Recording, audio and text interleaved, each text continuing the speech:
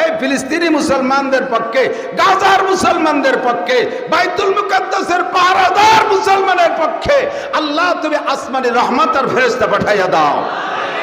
আল্লাহ যদি সেখানে দৈহিক শক্তি লাগে, আলামিন টান দিলে কেউ ধরে রাখতে পারে না।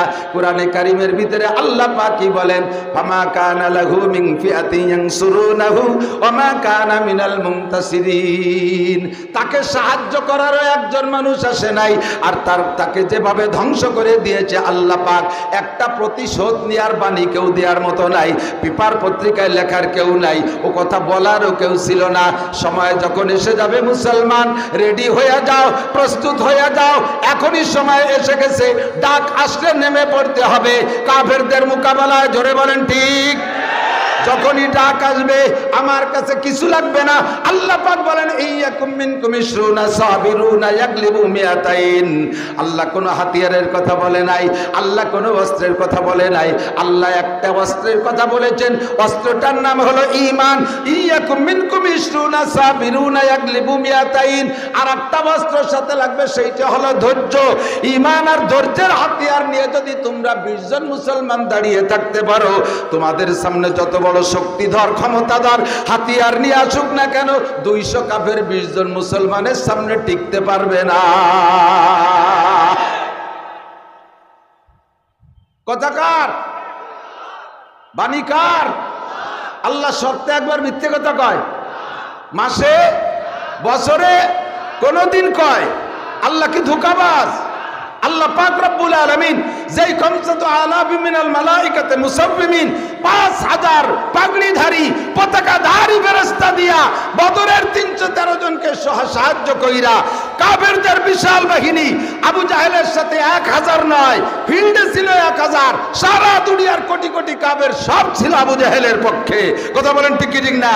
আল্লাহ তাআলা মাত্র 313 জন নিরস্ত্র মানুষের হাতে এই 1000কে ধরাশায়ী করে দিয়ে স্বয়ং দল নেতা আবু জাহেলকে পর্যন্ত শুয়ার কুপানোর মতো কুপাইয়া বদরের কূপের ভিতরে ফেলায় রাখছে। কথা কোন ঠিক না? ওই আল্লাহ তাআলা আছে না নাই? সেই ফেরেশতা কয়জন তো মরে গেছে, আছে? অত কয়জনের দরকার না, খালি এক বড় মুস্তানডারে পাঠাই দিলি যথেষ্ট, আজরাইল। ঠিক না? এই একটারে পাঠাই দিলি গোষ্ঠী শুদ্ধ সাফ করে বেলাই দিতে পারে। আল্লাহ তাআলা আমাদের মুসলিম মুজাহিদিনদের পক্ষে, ফিলিস্তিনি মুসলমানদের পক্ষে, এই ফিলিস্তিনি মুসলমানদের পক্ষে, গাজার মুসলমানদের পক্ষে, বাইতুল মুকাদ্দাসের পাহারাদার মুসলমানের পক্ষে আল্লাহ তুমি আসমানি রহমত আর ফেরেশতা পাঠাইয়া দাও। আল্লাহ যদি সেখানে দৈহিক শক্তি লাগে, মানবিক শক্তি লাগে, আর মানুষ সৈনিক লাগে, তাহলে আমাদেরকে প্রয়োজন হলে আমাদের যাওয়ার রাস্তা তুমি উন্মুক্ত করে দাও। যদি খুলে দেয় যাইতে রাজি আছেন তো? নাকি পাট বাসার ঝামেলা আছে, ধান কাটার ঝামেলা আছে, সব ঝামেলা পিছে রেখে যাইতে রাজি আছেন না? একটা তাকবীর হবে, নারায়ে তাকবীর। বিশ্বের মুসলিম এক হও, জিহাদ করো। আমলিগ বিএনপি এক হও, আমলিগ বিএনপি সর্বদলীয় মুসলিম, ইহুদিদের দালালরা, ইসরায়েলের দালালরা, আমার নবীর শত্রুরা, দুই কাবার শত্রুরা, বাইতুল মুকাদ্দাসের শত্রুরা, নারায়ে তাকবীর। কিছু করতে পারলাম না, একটা তাকবীর তো দিলাম, এতে আল্লাহর আর বাইতুল মুকাদ্দাসের কোনো উপকার না হলেও আমার আপনার উপকার হবে।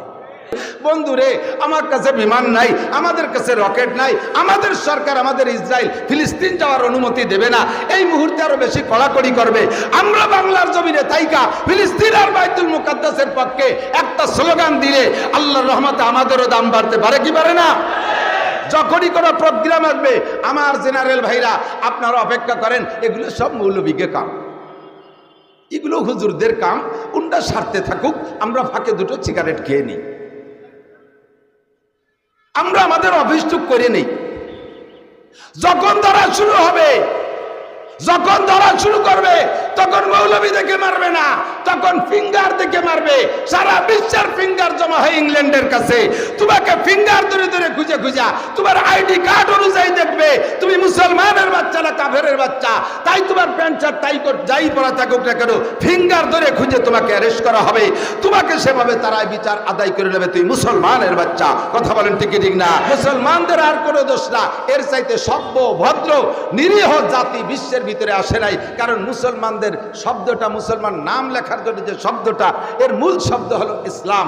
সালমুন, সালমুন, এই সালমুন থেকে আসছে, সিলমুন থেকে আসছে, যার মানেই হলো শান্তি, নিরাপদ। সেখান থেকে ইসলাম। তাই ইসলাম গ্রহণ করেছি বিদায় মুসলমান। আমরা কোনো জায়গা দুর্নীতি করি